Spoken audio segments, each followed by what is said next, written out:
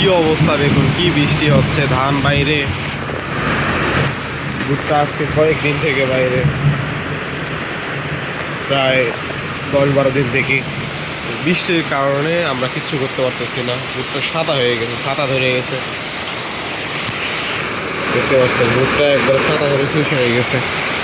যে বৃষ্টি হচ্ছে এগুলা কি করবো আল্লাহ জানে। এই যে ধান, ওই যে ধান, এইভাবেই চলছে দিনকাল। কি থেকে কি হয়ে যাবে, এটা কি রকমের বজ্রপাত হচ্ছে।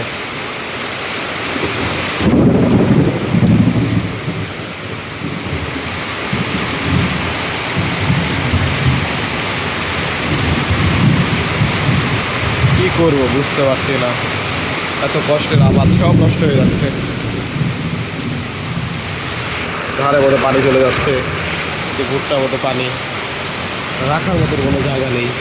এই যে ঘরের মধ্যে কাঁচা ধান, এই ঘরে কাঁচা ধান আছে, ও ঘরে কাঁচা ধান, অনেক সমস্যায় পড়ে গেছি আমরা। হে আল্লাহ, বৃষ্টি থামিয়ে রোদ দাও আল্লাহ।